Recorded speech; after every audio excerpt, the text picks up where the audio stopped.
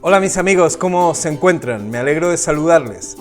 Hoy vamos a tener nuestro estudio de la lección de Escuela Sabática número 4, que se titula El poder de la oración, interceder por otros, y es la que está dedicada para el 25 de julio del 2020. Como siempre les digo, es un auténtico placer poder estar aquí con ustedes a través de este medio y poder compartir la lección que para hoy tenemos. ¿Qué les parece si, como siempre, antes de empezar, invitamos a nuestro Maestro, al Señor Jesús, para que esté con nosotros? Vamos a inclinar nuestros rostros y vamos a orar. Señor y Dios que estás en los cielos, en esta hora queremos pedirte tu presencia con nosotros y pedimos, Señor, que tú nos ilumines para descubrir algo tan maravilloso como este tesoro que tú has puesto en nuestras manos, que es la oración. Señor, bendice a mi amigo y a mi amiga, para que juntos podamos alabar y honrar tu nombre. En el nombre de Jesús. Amén, Señor. Pues me alegra mucho poder tener con ustedes este momento, que creo que es muy bueno, este momento de este estudio, ¿no?, sobre la oración. Ya saben que siempre al principio me gusta contarles algo divertido, y tengo algo aquí que quiero compartir con ustedes. Se trata de la oración de una pobre señora que le pedía a Dios lo siguiente, le decía: Señor, dame sabiduría para entender a este hombre, dame, Señor, paciencia para poder soportarlo, dame amor para poder perdonarlo, pero Señor, no me dé fuerza, porque como me dé fuerza, es que lo traspaso. El caso es que esta era la oración de esta mujer. Y hoy vamos a hablar, sí, de la oración, pero no desde este punto de vista cómico, no vamos a hablar de la oración de verdad. Vamos a hablar de del tesoro. Ellen White la describe en El Camino a Cristo como el tesoro abundante, ¿no? Ese tesoro abundante que los seres humanos tenemos a nuestra disposición para comunicarnos con Dios. Mire, cada vez que nos acercamos a los evangelios y vemos cómo Jesús trataba el tema, no era un tema baladí para él, todo lo contrario. No había momento importante en la vida de Jesús que no empezara con oración. De hecho, cuando vamos a Lucas, al capítulo 3, versículo 21, nos encontramos a Jesús orando porque va a empezar su ministerio, ¿no? También podemos verlo como un poquito más adelante, no solamente cuando empieza su ministerio, sino también en el capítulo 5, Lucas capítulo 5, en el verso 16, el mismo Jesús está señalando aquí que se apartaba a lugares desiertos y que allí oraba. Esto creo que es una gran lección para nosotros. Jesús, como les digo, no hace nada en su ministerio sin orar primero. Es más, otro texto que podemos señalar está en Lucas capítulo 9, versículo 18, cuando dice que aconteció que mientras Jesús oraba aparte, estaban con él los discípulos y le preguntó diciendo: ¿quién dice la gente que soy yo?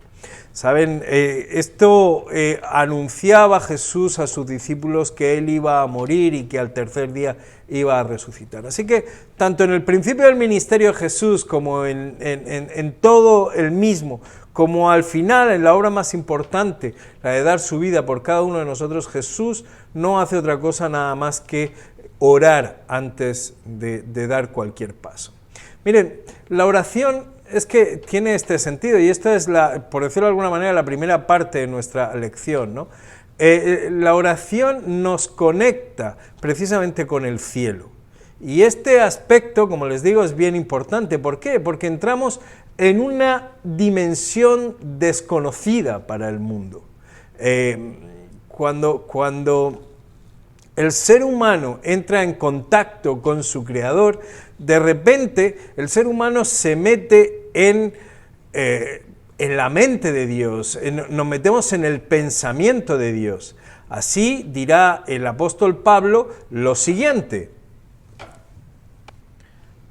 Primera de Corintios, en el capítulo 2, en el versículo 14, Pero el hombre natural no percibe las cosas que son del Espíritu de Dios, porque para él son locura, y no las puede entender, porque se han de discernir espiritualmente.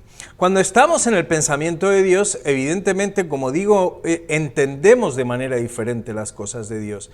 La oración nos permite esto, pero es que además entendemos que vivimos en una situación totalmente diferente a como el mundo la ve. El mundo ve y percibe lo que tiene delante.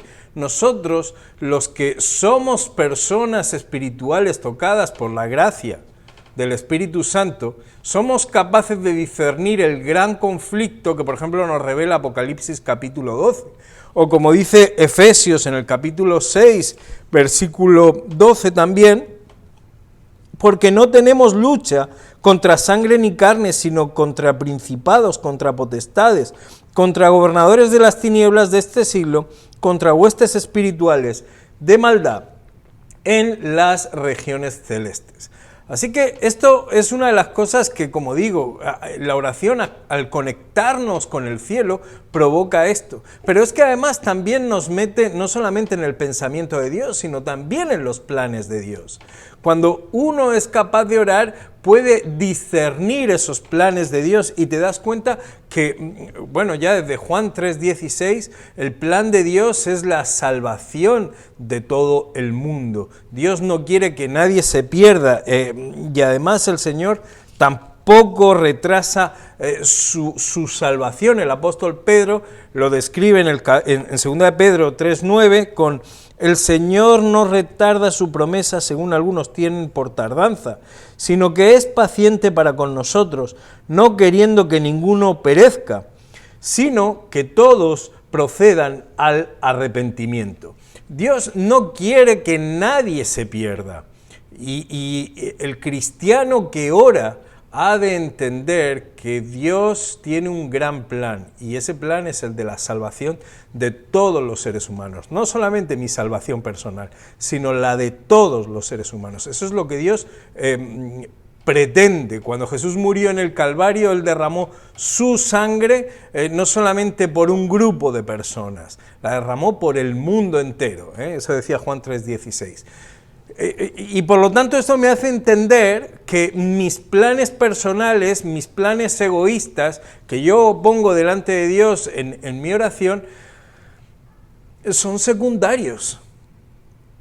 Son secundarios en el plan de salvación divina. Dios está mucho más interesado en tu salvación personal que en tus planes personales aquí en esta tierra. Dios está mucho más interesado en mi salvación, en la salvación de mis amigos, de mi barrio, de mis, no sé, de todo lo que está a mi alrededor. Dios está mucho más empeñado en eso que en mis planes, como digo, egoístas. Así que a partir de aquí ya tenemos ese primer punto. Veamos un segundo punto, y es que hablando de la oración hace algo también maravilloso, y es que nos da armas celestiales que no existen aquí en la tierra.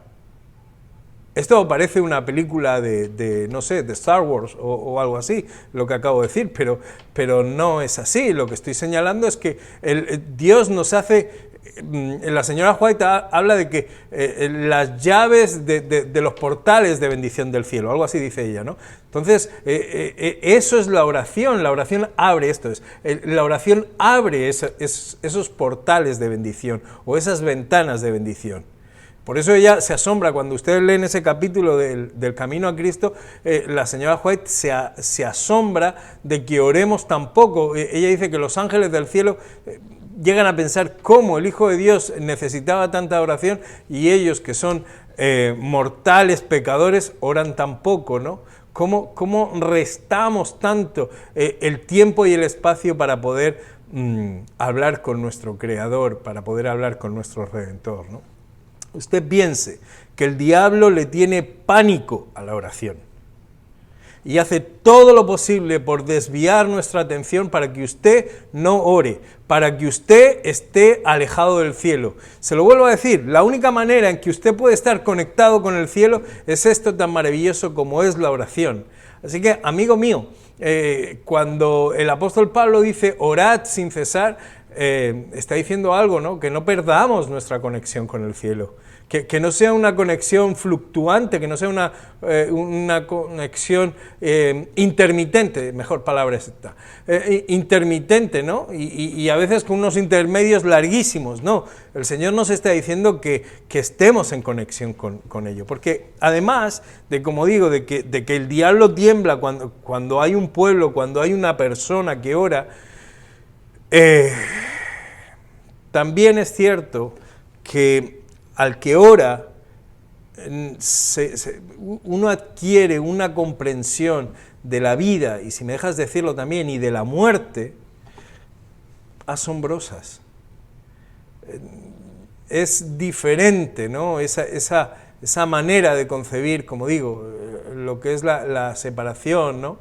Porque cuando oras y le estás pidiendo a Dios que te dé algo, y de repente Dios no te lo da, pues si no te lo dio, es porque no forman parte de su plan, lo que estás pidiendo no forma parte del plan de Dios.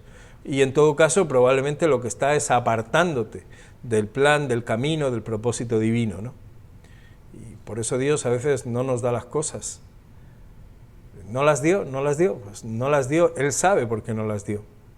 Y si me apuras un poco más, cuando Dios te quitó algo o a alguien, pues quizás es porque Dios está preservando a ese alguien para que llegue a la salvación.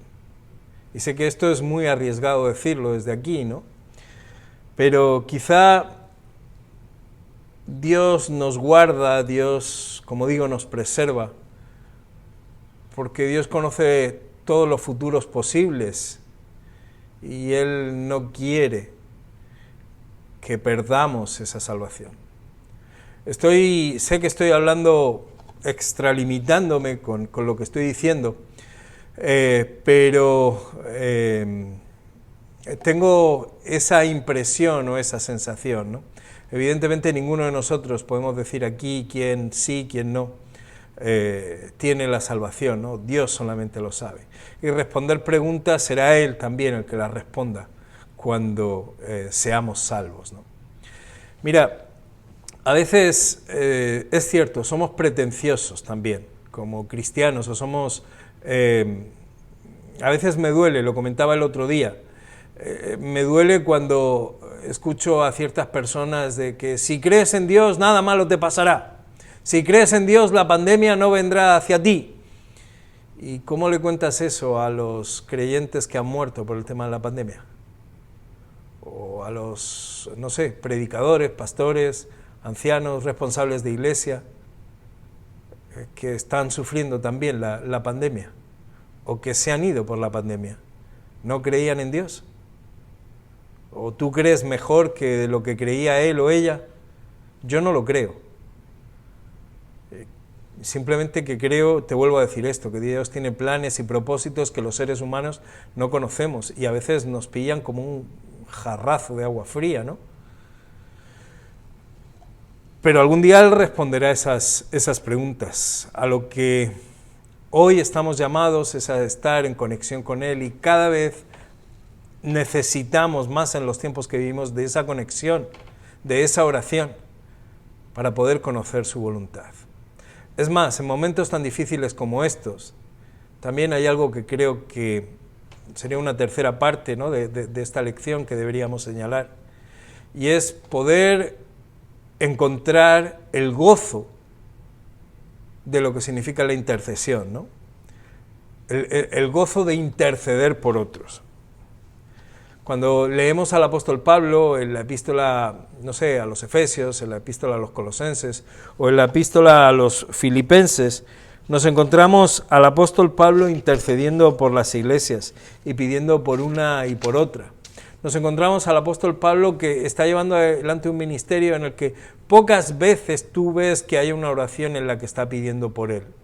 Cuando uno lee el deseo de todas las gentes y lee sobre los momentos de oración, te das cuenta que Jesús, la mayor parte de su ministerio, está orando por la humanidad, está orando por sus discípulos, está orando por unos y por otros. ¿Sabes? La escuela sabática cuenta el ejemplo de Pedro, y cuenta cómo el diablo había pedido a Pedro para que fuera zarandeado. Sin embargo, Jesús estuvo orando e intercediendo por él para que Dios lo sostuviera. Yo creo que el ministerio de la intercesión es un ministerio precioso. Si algo nos enseña Jesús sobre la oración, pues mira, es que lo primero que Jesús te enseña es que tus preocupaciones se las dejes al Señor. Por eso te digo, cuando yo encuentro a Jesús orando, lo encuentro la mayor parte de las veces orando siempre por sus discípulos. Solo hay una oración en la que Jesús está pidiendo por sí mismo, que es en la oración del Getsemaní. Te ruego que pases de mí esta copa, pero no como yo quiero, sino tu voluntad. Es decir, aquí lo importante no soy yo, son ellos, está diciendo Jesús, ¿no? Qué increíble, qué impresionante. Y te decía que en cuanto a Pedro, Jesús está intercediendo por él, ¿no? Ahí es un caso realmente claro, ¿no? de intercesión, de Jesús pidiendo por su amigo, por su discípulo.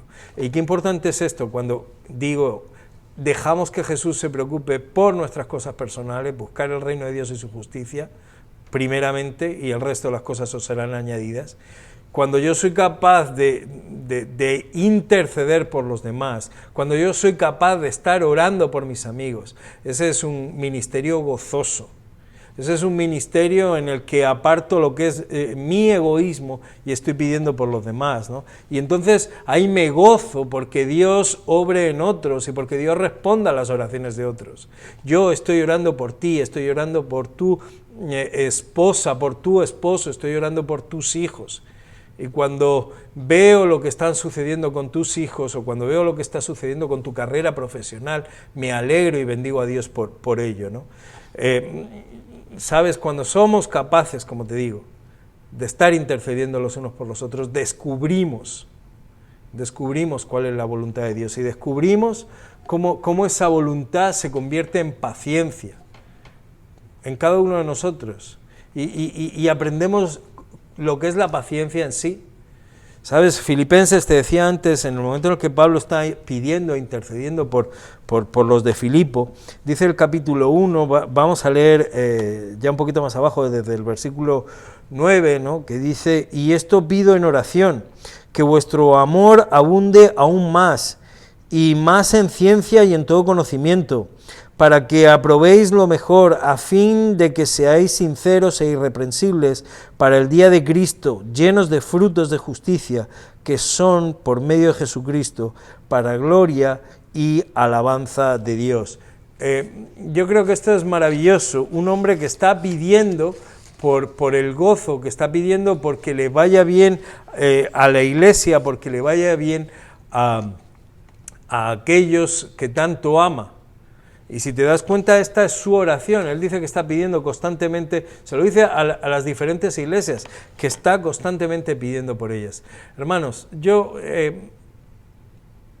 creo que el análisis de este tema es un tema bien significativo en nuestra vida espiritual. Si usted quiere reforzar, si usted quiere crecer en su vida espiritual, necesita de la oración. La oración es el cable que te conecta al cielo. Ten en cuenta esto, ten en cuenta que esta es la mejor arma celestial que nosotros tenemos, porque nos abre los ojos del entendimiento y porque podemos ver lo que el mundo no ve. Y por otro lado, sé capaz en tu oración de que tu oración no sea egoísta, sino que sea una oración no solamente sincera, sino una oración que intercede por otros. Así oraba Jesús, así los discípulos quedaban prendados escuchando a Jesús, queriendo orar como Él oraba. Mira, quiero terminar invitándote a que esta lección sea una lección práctica en tu vida, sea una lección que lo que aquí hemos estado hablando y escuchando lo puedas resumir en los siguientes puntos que propone la escuela sabática para mejorar tu relación con el Señor. Así que te propongo los siguientes puntos para que te puedas convertir en un poderoso intercesor, un verdadero colaborador del Señor, ¿no? Primero, reserva un tiempo y un lugar específico para buscar a Dios por la salvación de los demás. Búscate un tiempito, a una hora, para que puedas orar siempre. Segundo, pide a Dios que te impresione con el nombre de aquellos por quienes debes orar, pidiéndole a Dios por esas personas para que Dios transforme y mejore sus vidas. Tercero, haz una lista de aquellos por quienes te sientes impelido o impresionado a orar. Sigue el método de Jesús y ora por ellos en voz alta. Cuarto, mientras buscas a Dios en oración, invita a otros a unirse a momentos de intercesión. Recuerda que Jesús invitaba a sus apóstoles, invitaba a Pedro, a Santiago, a Juan, para que estuvieran con él mientras él oraba. Amigo mío, te invito a que la oración sea una realidad en tu vida, que no sea ningún formalismo ni sea ninguna repetición, sino que sea la llave, que sea el cable que te conecta a nuestro Señor Jesús y no te separe nunca de Él. La oración te va a dar fuerzas, la oración te va a revestir, la oración te va a hacer crecer día a día. Y sobre todo, cuando esa oración es una oración que intercede por los demás. Que Dios te bendiga en este día, que Dios te llene de sabiduría y que puedas compartir este mensaje también con otros. Es mi deseo para ti, es mi deseo para tu familia, es mi deseo para tu iglesia. Amén.